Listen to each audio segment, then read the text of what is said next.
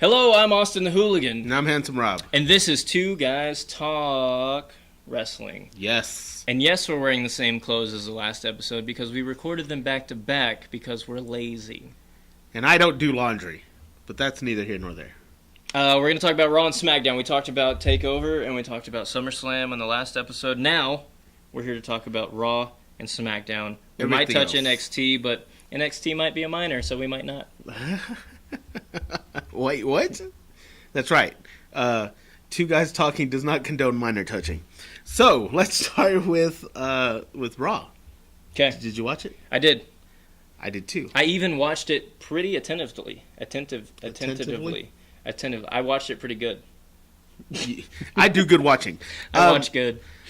So, as it opens up, kind of pretty much like we thought, here comes Brock Lesnar to gloat. Here comes the Conqueror. money. Oh, Brock Lesnar. Yes, because this is not the other show. Okay. So, Brock Lesnar, Paul Heyman come out to gloat about their well-deserved victory because, I mean, let's face it. Standard Brock Lesnar Paul Heyman promo. Yeah, Brock Lesnar doesn't say a word. Heyman is money. The Every vanilla time he's on, gorilla just looks like a jacked up beast, too. Yeah. And that's okay. He's got kind of some battle scars on his face from that butt whooping he took from Braun Strowman. Good. And then, boom, he's interrupted by who? Braun Strowman. For why? Strowman So lost. he can get his ass whooped again. Because what happened was Brock Lesnar got his ass whooped again. It's insane. Insane beautiful. is not a word. It's insane. It's insanely beautiful. It's insanely beautiful that there, and I think it's brilliant because you had for so long Brock Lesnar billed as the Beast, the Conqueror, and now he has potentially met his match. Strowman manhandles him. He manhandles the shit out of him, and it was fantastic. I mean, I was not sold on Braun Strowman when he was part of the Wyatts. Now I'm 100% a Braun Strowman guy. Yeah. I've been a Braun Strowman guy, but this really solidifies him and lets me know that they're going to start giving him the push that he deserves. He absolutely 100% deserves it, and I can't wait to see what they're going to do with the build-up to a one-on-one confrontation between these guys. I'm stoked. It's going to be great. I'm stoked. Yeah. Let's see. After that, we had... No Mercy. It was confirmed, too. No Mercy. They're having the match. Braun Strowman and Brock Lesnar for the title. Oh, apparently all you have to do is go out and beat somebody up again for them. Then you get a match. Yeah. It's great. It's fine. If somebody would have told me this years ago, that's where I would have started. Mm-hmm. What did you think of the first promo for No Mercy? The Alexa Bliss cheerleader in the freaky Purge-like masks? It was badass. I think it was cool. It was kind of cheesy. It was a little bit cartoony, but it was cool seeing like the mirror effect and then, yeah. It was good stuff. It was cool. And what's really cool is that she's the one that's on it. She's not the champ. She lost the title at SummerSlam. Exactly. And yet she's the one being pushed to be the... I don't know if she'll be on the poster, but for that commercial, like, they're not going to do that with anybody else, I don't think. Right. And I think that any time that you can put Alexa Bliss out in the front, it's money. Anytime you can put a woman on the front, that's progressive, too. Exactly. I mean, it's 2017, bro. I mean, yeah, I mean that genuinely. Hashtag woke. Hashtag no sexes. No, what? Go on. Is that a thing? I don't know. Okay, so coming back, we have a Brooklyn street fight. So this couldn't have turned out any better. It sucks that Cass got hurt, because he did. He went over the rope, hurt his leg, and it sucks. But I don't know what their finish was going to be. Yeah. But this was better than whatever their finish was going to be. I mean, it was basically 5 minutes of just Enzo getting demolished, as well as it should be. He comes out here with this shopping cart full of goodies, and did he even use one? I don't think so. I think Cass beat him half to death with a kendo stick, and then walloped him with a chair and teased him a little bit by letting the chair be near him and then be like, no, not in my house. Yeah, and it was great. And then he goes over the ropes, boom, injured. Little side note, and I'm okay with this, Enzo made his debut on 205 Live. Did he? I didn't know that. He cut Neville off and debuted. I haven't seen it, but this is what I read. Mm-hmm. I don't watch 205 Live. We established that on the last show. Yeah, that's true. But I don't know. Maybe he could be something big at 205 Live. Because let's face it, Enzo's a tiny dude. He is, and he's not the best worker. Yeah. He's very charismatic. He can talk, but he's not the best worker. And maybe that's where he belongs. And Big Cass can move on to No pun intended. Exactly. Bigger and better things. 100% once he's healthy. Because was it legit, the injury? Oh, yeah. Because it looked like it. He felt really weird. They threw up the... Oh, okay. Okay. But like you said, it was a better finish than what they probably had planned. And so I'm going to move this here so you can also see. We're unprepared, but it's fine. We're not fine. Unprepared. We're slightly under. We're real, okay? We're realer than Pamela Anderson's breasts, obviously. So after that, we have, speaking of breasts, hashtag progressive. Hashtag progressive. We have a backstage shenanigans with Emma. This was okay. So Emma does good character work as far as her acting goes. This was funny because she's talking smack to Dana Brooke about Nia Jax, and she's like, she doesn't even and she can't wrestle, and I don't like her, and I don't know exactly what she said. She didn't say that. But then Nia Jax shows up, and Emma turns and she goes, "How long have you been standing there?" And she's like, "Long enough." Yeah, she said, "Long enough," and then Emma goes. And was just so defeated. Like, her acting was so good. She's like, I could probably get hit now, right? Like, oh, God, I don't want to die. And then she gets booked in a match against her. And it was great. And so I'm kind of torn with my thoughts on Nia Jax because I really love Nia Jax. I really do, but I follow her on social media, almost to, like, creepy follow, like, stalking creepy? No, not really. But Nia, I love you. Call me girl. Her on TV persona is nothing like she is off TV, and in the age of social media, I mean, it's kind of hard to. Do you think she should be more in character on social media? I think so. I really do. I think it would help her in the long run to stay in character. But she's really bubbly and funny and full of life on social media. But then when you see her on TV, she's just angry. Some of the best character work in WWE right now is Neville. And I think a lot of it can be attributed to the fact that he stays in character outside. Yes, absolutely. Of his realm. And even on the up, down, down Rocket League thing, he was still in character. Like, still king of the cruiserweights. And he gets over and he loves it. And it's great for him. It's, more power to him. I just see so much potential with Nia Jax. I think, they can really do something great with her. And I think that with a little bit of coaching for social media, she could... A little bit of coaching all the way around. Yeah. But she's done some good work. She's done better on the main roster than I thought she would when she first got here. Who won that match? Shocker. Nia Jax. Nia Jax. Emma does great work, and she's doing good, but I think she'll come to her own eventually, just not yet. Yeah. She had to go through a couple of character changes and didn't even stick with one, so whatever. Emmalina. Hashtag Emmalina. Hashtag Emma who? Emma who? After that, we had Elias and R-Truth. Elias, we dropped the Samson, and now he's just Elias. Can we talk about that for a second? Yeah. So, Neville, Cesaro, Elias. What's the deal with people can't have two names anymore? I have no idea, but I don't mind it. I'm fine with it because his character is so ridiculous, and I love it. I think he's a fan. No, he's kind of the... Well, I mean, like, is it so... He's become such a character, and he's so known now. You know what I mean? Like, he's become so household name. Exactly. I think that's what they're trying to portray. Elvis. Exactly. Like Madonna. Like Madonna. Prince. Exactly. Prince. He didn't even have a name for a while. He was a... Symbol. Yeah. That's how legit he was. But the whole, going out there and singing thing, you would think would get old after a while, but it doesn't. I love it. It's money. He's hilarious. They haven't overdone it. And just the whole him going into with Elias. Oh, yes, hand in hand. I like his beard. Mm-hmm. Going to what were you saying? I forget. Okay. Anyway, R-Truth goes out there and they have an okay match. But wait, he started singing R-Truth. Yes, that's what I was getting at. He starts singing R-Truth song and it was great. It was great. It was fantastic. It's very art house. I loved it. I would buy that record. It was like spoken word poetry. Like, he took the lyrics of a hip hop song and just spoke them and sang them in a different style, and it made it better, in my opinion.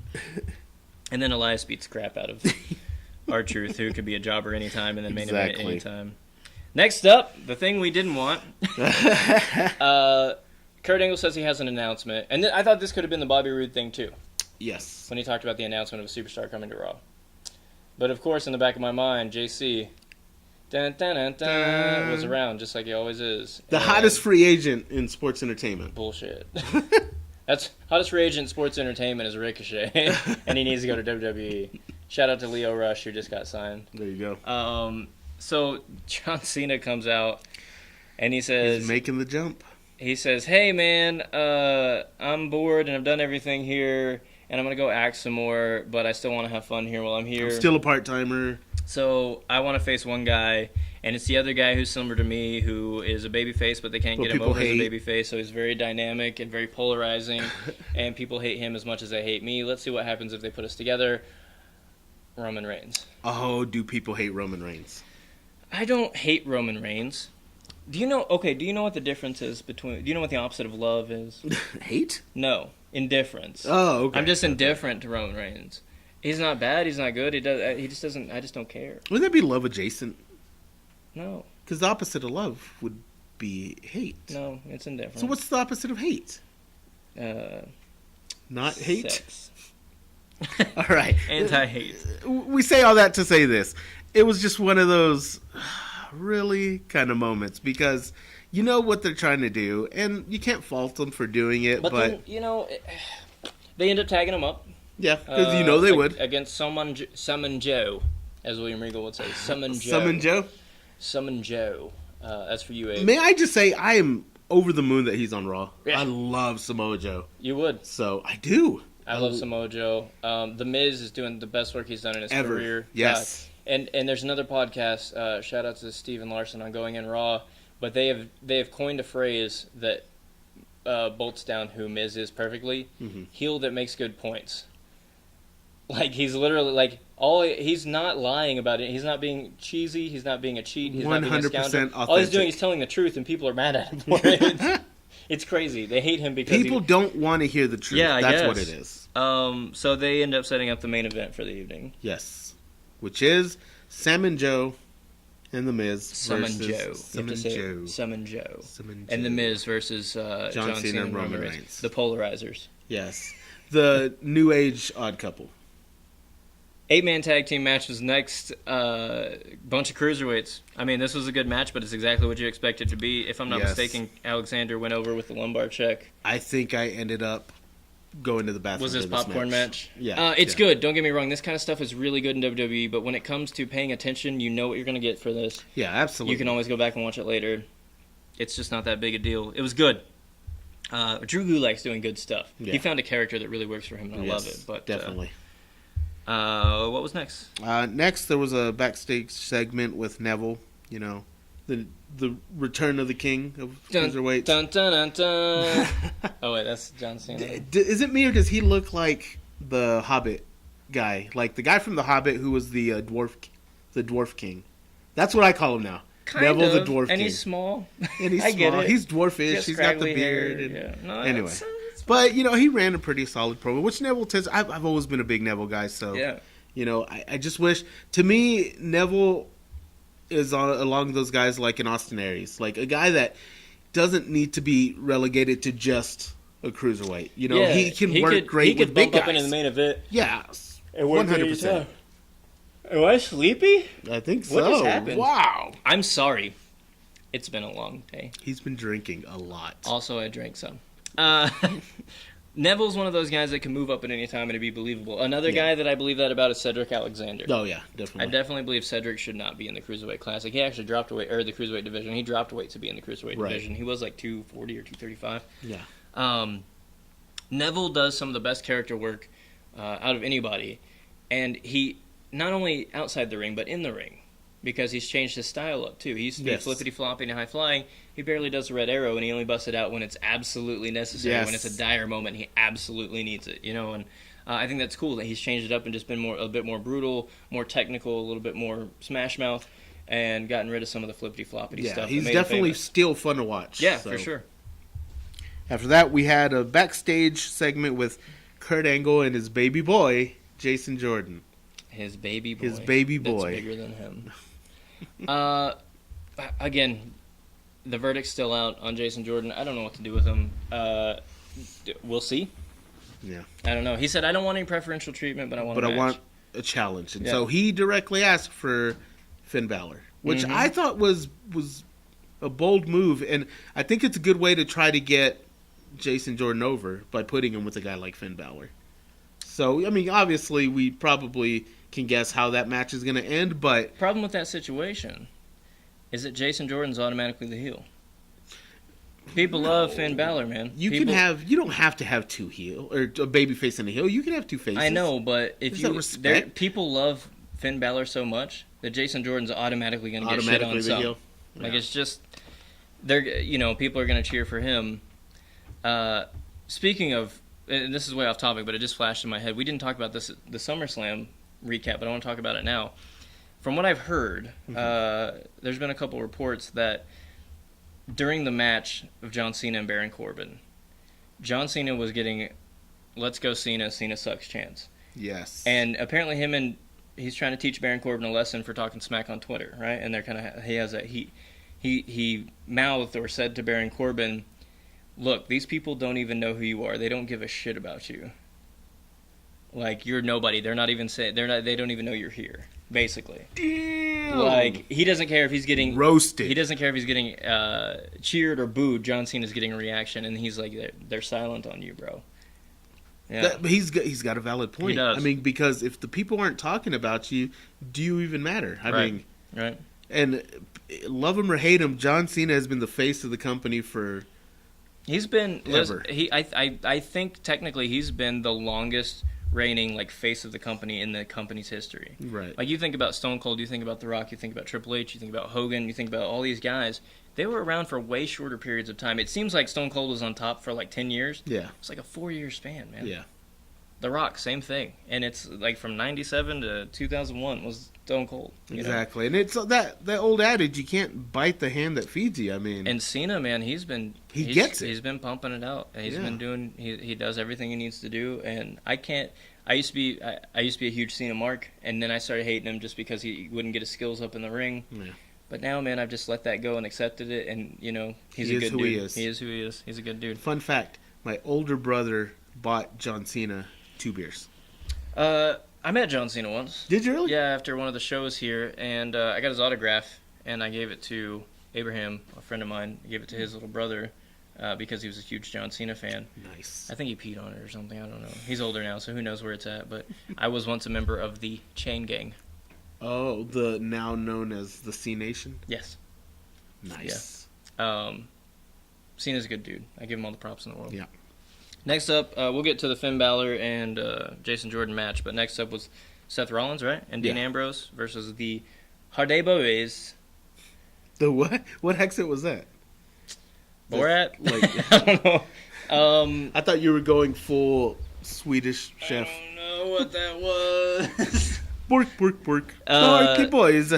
2/3 of the Shield, the Shield of Jace versus the Hardy Boys, which on paper, great. Yeah. It wasn't a bad match, but they've been doing just like Finn Balor and Bray Wyatt. They've been doing these kind of dream match things. Yes. And they're just, for some reason, not being a spectacle. They're just not living up to what they should be. Maybe that's booking. Maybe that's timing. Maybe that's... I don't know. It was kind of... It wasn't a bad match at all. Well, and the match wasn't bad, but to me the start was... It didn't feel organic. Like it's the team of Ambrose and Rollins out there, just basically out there to say, hey, we won the belts. Look at us. We're awesome. And then the Hardys go out there and they're like, hey, respect. Now we won a chance. And they're like, what? This is like, we looked up to you guys forever, and it just felt kind of forced. I mean, yeah, I felt like there needed to be a little bit more interaction. Yeah, beforehand. Yeah, definitely, and then it just leads to, oh, well, cool, bro, let's get a ref out here, yeah, and then a ref shows up, and it wasn't a bad match at all. It was a pretty solid match actually, but it just, again, it lacked that luster that I needed for that match to be. If you would have told me 10 years ago, like, hey, this is what's going to be I would have been like, oh, that's at WrestleMania main event, right? Yeah. But it was on a Raw, and it didn't mean much. So yeah, I still think that they're trying to find their place for Ambrose and Rollins, and who knows, maybe that'll turn into something great. I think it's one of those, we're still in a holding pattern. We just got to see how it plays out. I kind of feel like just Ambrose and Rollins together is half-assing the Shield. Yeah, and that kind of sucks. I don't want to feel that way, but it just seems like it kind of is going in that direction. Reigns is already above that. Yeah. So if he ever rejoins the Shield, I don't know if that'll ever happen to me. It's a downgrade, I would think. I don't know. From where he is now. So. Sasha Banks comes out and gives her. Oh, who went over in the tag match? It was the new champs. Yeah. So. Yeah, it was. They went over in the Hardy Boys. Yeah. So like they're completely solidifying themselves in 2 matches Exactly. that they're the best tag team, even though they can barely get along. They don't even have a team name yet. They do. Oh, what is it? Seth Rollins and Dean Ambrose. Oh, you're right. My bad. Coming out to separate I music. can't wait to see and you that know on what? the shirt. And their tag team finisher is like each of their finishers in a row. Yeah, exactly. It's so much coherence and cohesiveness.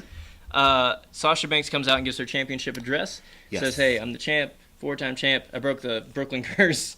I'm so excited." Alexa Bliss comes out, and again, heel who makes very good points. She said, "Yeah, you've won the title 4 times, but you've never defended it successfully." Exactly. Which she has. Oh, she has? Oh, yes, she has. Oh, Alexa Bliss has? Is that what you're saying? Yes. Okay. Oh, I thought you was meant my which... she like... Yeah, it was, No, it was a confusing you didn't know she. who I was talking Sometimes about? she's Okay. are confusing. Okay. She's Anyway, always confusing. But, yes. So Sasha Banks says, heel who makes very good points. You have a very good point. So I'll wrestle you tonight, and I'll put my championship on the line. And Alexa Bliss says, ha, bitch, no, next week. Exactly. So, yeah, I mean, really, I thought that was a good interaction. Alexa Bliss established her heelism some more, some of that character work, that snidey, snarky, like, meh. Oh, no, you didn't. Yeah, I think that was really solid. Next up, Finn Balor and Jason Jordan. It was an okay match. It was exactly what you think it would be. Yeah, it pretty much went the way you thought. And it was a good match. Yeah. It was good. Jason Jordan showed that he can hang. Yes. He showed that intensity. He's doing this thing where he kind of almost goes heel in the middle of the match. A little bit where he does, but he does the old straps angle. go down. Yeah. Bra straps go down, and he shows that he's got some intensity. And, what I don't understand is why that has to happen. Why is that a thing? Just like Finn Balor Demon, it doesn't change anything. Yeah. Why not just be that intense guy the whole time and win the match? Instead of taking the clothes off and showing that you're intense now. Why not just do it the whole time? Why not be the demon all the time if it changes something about you? There you go. I don't know. Who goes over in that match? Well, of course, Finn He Balor. goes, you gotta ask. Of course, Finn Balor. Next up, main event. Already main event time? Already main event. Those Breeze 3 through it. hours flew by. Roman Reigns and John Cena versus The Miz and Samoa Joe. Samoa Joe. This was a good match. It was very good. It was I thoroughly entertaining. enjoyed it. Yeah, it was entertaining. There was a whole lot of... I thought we were going to get more dissension between John Cena and Roman Reigns. Right. There wasn't a whole lot of that. No, Not a they lot. worked pretty good as a tag team, and of course, Joe did what Joe does, and The Miz was all Mizzy. They did tease tension afterwards, and there was some tension teased, but Yeah. I thought it was going to erupt. I thought there was going to be a team implosion. So the big finish was Cena took a Superman punch. Cena takes the Superman punch. Whoops. And when they end up winning, the part that I found fascinating was the Cena giving Roman the dirty, hey, you punched me in the face look, and Roman mouths to him, my bad. Yeah, he just goes, my bad, bro. Yeah, just my bad. Or he said, that's my bad, yeah. Yeah. And it's so weird. I mean, it's good seeing Miz go over on Cena. Yes. That makes me happy, But after the match, you still saw some, like you said, him Cena, hey, the hell was that for? Yeah, exactly. Rude. And Roman Reigns is like, oh, that's my bad, bro. So nonchalantly, just so passively. It's one of those apologies that they didn't mean it. They're saying it just to say it, but it worked perfectly because Cena's sitting there holding his jaw the whole time, and it was a great finish. Mm-hmm. That's it for Raw, man. Let's talk about SmackDown. SmackDown. What happened on SmackDown? What was the first thing? What was I don't have it pulled up. Oh, I got it right here. Don't move. Nobody move. Nobody moves. Nobody gets hurt. We got to look at notes. Unprepared. We'll fix this in post. It's fine. We will. Kevin Owens demands one more shot at AJ Styles. Yes. That's the first thing that happened. Yes. AJ Styles comes out, issues an open challenge. I'm ready for Bobby Roode. Guess what happens? Anytime now. Anytime, Bobby. Guess Kevin what Owens happens? song hits. Kevin Owens comes out, and I was like, oh, of course that's going to happen. He owes a rematch anyway. Kevin Owens comes out demanding his rematch because there was a travesty of justice, and then they go to the big screen, and you see where Kevin pins AJ. And Shane counts the three. Shane counts the and three. Shane's out there at this point. Shane goes out there, And then Shane is like, well, but when I saw it, I realized it was a mistake, so I restarted the match.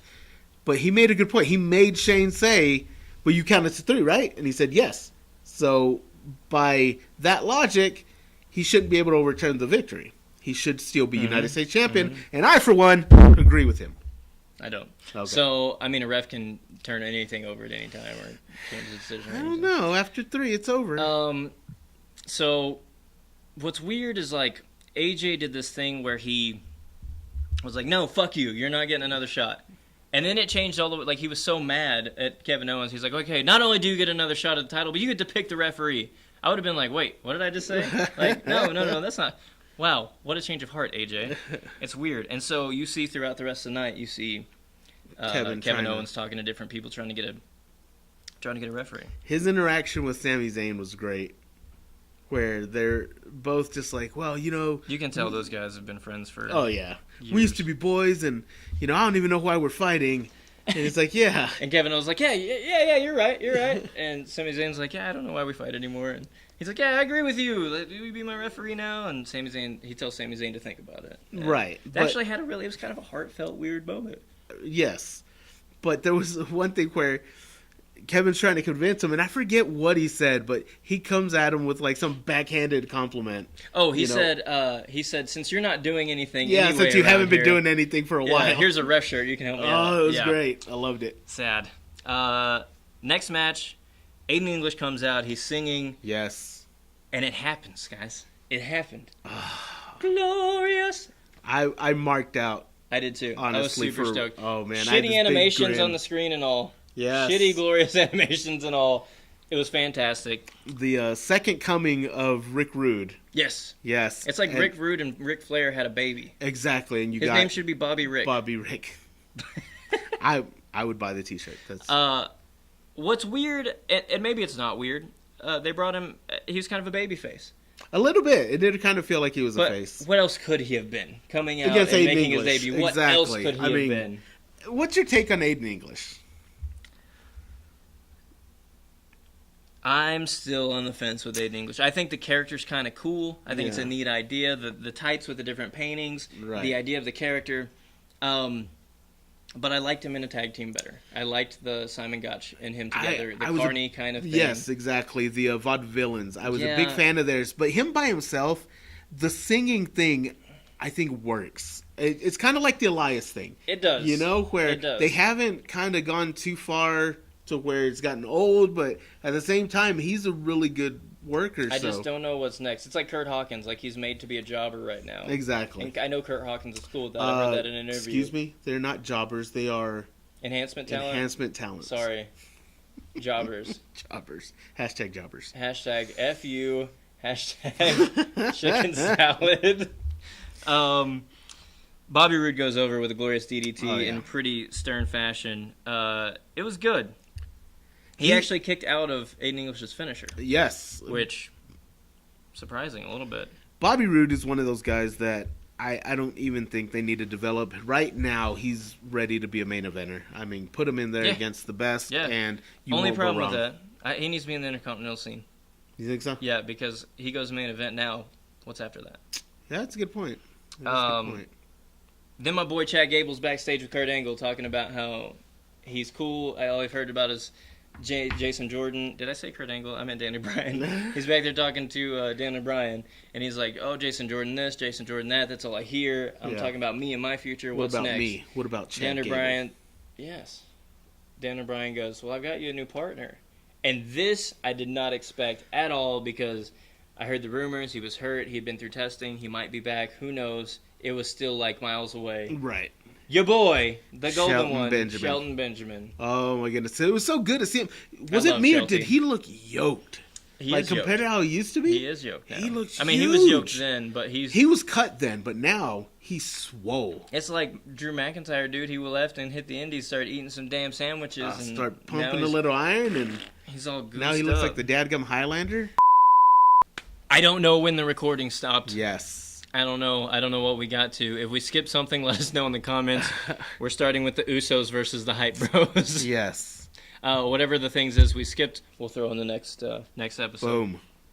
So what happens when you look at the lens and not the monitor. It's all right. Mojo Rawley and Zack Ryder versus the Usos. And Zack Ryder looks like he doesn't want to even be He's there. hating he hates life. tag team. He wants his there for the Intercontinental money. title back. I really thought they did him dirty by giving him the title for a day and then making him drop it. I've always been a Zack Ryder fan, and I'm a huge Mojo Rawley guy. So and Ryder had to take the pin too. Yeah, in this match, exactly. But the Zack Usos, Ryder, I like Zack Ryder a lot, but Mojo's got more natural charisma, I think. Yeah, absolutely. It's like he seems like the way he is on TV is exactly how he is off TV. Yeah, like he's just the life of the party.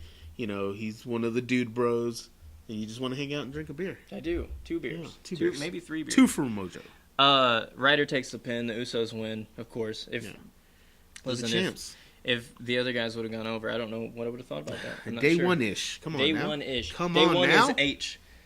Day 1 is H? Yeah. That's what Tyler Breeze and Fandango. Oh, yes. What is this? Day 1 is H. Day 1 is not H. I want to see more of them. Oh, they're gold. Oh, I love it. Well, we do get to see the interaction between Kevin Owens trying to find a referee. Yes, and they're wearing like rompers. They're wearing like. It was great. And you know he's like trying to get the referee shirt. Like, no, walk away, get out of here. And then he's like, oh wait, but I need a ref. Next up, Shinsuke versus the Singh brothers. Yes, which I thought. I don't remember this at all. I guess I didn't see this match. This is weird because this is the first time I've heard about it. Maybe I was getting food or something. I don't know. Yeah, it was a popcorn break. Maybe. But it went over as you expected. You know, it was Shinsuke just blasting through them. But the Singh brothers have become one of my favorite things about SmackDown. They're a lot of fun. They take awesome bumps. Yes. They die all the time. They're good dancers. They're doing so much more better work. So much better or so much more work doing this character than they ever would on 205 Live as the Singh brothers or whatever. I thought it was money to bring them over and link them with Jinder. It's good, and it's going to continue, so that's good. Next up, wait, who won that? Oh, Shinsuke. Yeah. Natalya and Carmella versus Becky Lynch and Naomi. This wasn't a bad match. It was just. It was one of those things where Carmella didn't want to she didn't want to come into the match. Right. She didn't want to go in and she didn't want to help the person that she could potentially be taking the title off. Right. So Becky Lynch and Naomi went over by pinfall. Yeah. And it wasn't bad, but it did help develop the story a little bit. Yeah. It did help put that over setting a up more, the future. Yeah. So that's good because story development where nothing crazy happens but it doesn't do anything negatively is fine in my book. What do you think about Carmella holding on to the briefcase as long as she has? Because I think it's great because I think it's building to something, but at the same time, I don't think she's doing as much work as she used to, and I don't know if that's on purpose or because I think it's so that we don't get burnt out on her. And maybe because her work's not as good as some of the other girls, so I think it's a case of them trying to save that and trying to absence heart grow fonder, as you said earlier. Absence heart grows fonder, but I just think with her and Ellsworth, to me, it's they're some of the best stuff about SmackDown. So when you don't get to see them as often, it's kind of but if they put her more on TV with the briefcase, not having matches, it's great because they're doing character work. Sure, they're doing what they're good at, but also not having to be in matches and kind of water down that situation. Yeah. Okay. Not dilute things. I feel you. I think it's like the best of both worlds. Having her on TV with the Money in the Bank, that's kind of a tool for her to be on TV and to kind of promote that, but also not be on TV too much and not have matches. See, I'm learning things. It's all about showing the strengths and emphasizing those and hiding the weaknesses, and I think that's what they're doing. I think that's what they're doing. Next up, Dolph Ziggler makes his return, and I was really hoping for like a really cool revamp or repackage or character change. It's just Dolph Ziggler being angry again. Same stuff, longer hair. Yeah, I don't get it, man. I don't get it. I thought they were going to have a total character change, a total repackage like they did with the Usos. Yeah. Nothing, man. It's just the same guy. And he spoke his piece, and then that was it. But may I say his KFC commercial is amazing. It is good. We didn't talk about HBK. No, we did either. not. We should have. We'll talk about that some other time. But and then you had a segment between Lana and Tamina. Where I guess Lana at this point is going to be Tamina's manager. Yeah, she's not going to be wrestling. So But she gave her some pointers on how to win championships, even though she's never won one. Yes. She's trying to make her more ravishing. I mean, she's kind of hot. Very. Tamina's like old too. She's older, but I'm a big Tamina fan. I am too. Yeah. I just wish she'd wear less clothes in the ring. She looks really hot. Like she looks heat hot. Yeah, in the ring, and I get nervous. She wears she's gonna layers. have a stroke. Wears layers. Yeah, what's to say about that other than just Lana says, "Here's how you be a champion." Tamina's like, "Okay, I'll be champion." She's like giving her pointers, visualizing, hesitantly, kind of accepting the pairing. Lana, yeah. AJ Styles versus Kevin Owens U.S. Championship match. And who was the drum roll, special please. guest referee? BC, Baron Corbin. What better way to bury somebody some more for some real life heat than to make them a special referee and make them look like crap? I will say, though, Baron Corbin makes a better referee than Shane McMahon. He did, and the build-up to it was nice. Backstage, Kevin Owens runs into him as like, hey. And Baron Corbin, right off the bat, was, I'll be your referee. Mm-hmm. He tells him, on one condition, I get the first title shot. Yep. And Kevin Owens agrees. And then Kevin Owens out of the picture, and you see Baron Corbin go to AJ, and it's like, hey, just to let you know, Kevin Owens is going to make you the guest referee. He's playing both sides of the field. Exactly. He's being a super secret agent, double secret agent spy. He's trying to get that title shot no matter how it plays out, but AJ's not having it. AJ's like, well, if you want the title, answer the call. And he's talking about the open challenge. Mm-hmm. And Corbin's like, okay, whatever, bro. I don't know how that sounds. That's the best Baron Corbin impression. That was my Baron Corbin impression. Ever. AJ Styles goes over. Yes. Retains the title. But there's controversy. There is controversy. Again. I don't get why they still can't just have a regular 5-star match without any of the gimmicks, any of the shenanigans. No more dusty finishes. I just want a good match between them that I know they could do. So, Baron Corbin is clearly favoring KO. A couple of quick pins that didn't, pan out. There was a point where the calf crusher's put on, and KO's close to the ropes, barely grazes it with his fingers, but doesn't grab it. And Corbin breaks the hold because he's like, hey, you touched it. Yeah. And so this prompts our very own good friend Shane McMahon to run out there and be like, more shenanigans. And so Shane McMahon gets in Baron's face and is like, hey, do your job. To which Corbin gets upset, takes off the shirt and says, well, fine, you do it. And then walks out. Yeah, it's and then AJ goes over, and we're developing more of the story with Kevin Owens. We'll see where this goes. It was a good SmackDown overall. Yeah. Good Raw overall. I'm just excited to see what's going forward from here. SummerSlam was kind of it was just a regular pay-per-view. Yeah. And then going forward, they kind of are just waiting to develop stories. So. I think they've set themselves up for a pretty good place going forward. Don't screw it up, double E. double E. But, yeah, we'll just see what happens in the future, and I'm really looking forward to this week's Raw and Smackdown. Me too. So. Big shout-out to Creative Cannon for letting us use the studio, creative-cannon.com. This lovely set you see behind us. It's a beautiful painting. Yeah. Also, shout-out to Collar and Elbow Brand. You can go to collarandelbowbrand.com and use promo code Hooligan at checkout to get 10% off any merch you get from that website. Sponsored athlete. It helps out the show. It helps me out, especially because Rob doesn't get any money from that. I pay him pennies and throw him peanuts. So, yeah. But I like peanuts, so it's fine. Peanuts. Yeah. Peanuts. I like peanuts too. For me, Austin the Hooligan, this is Handsome Rob. We just want to wish you a good night and a good suck it. Till next time.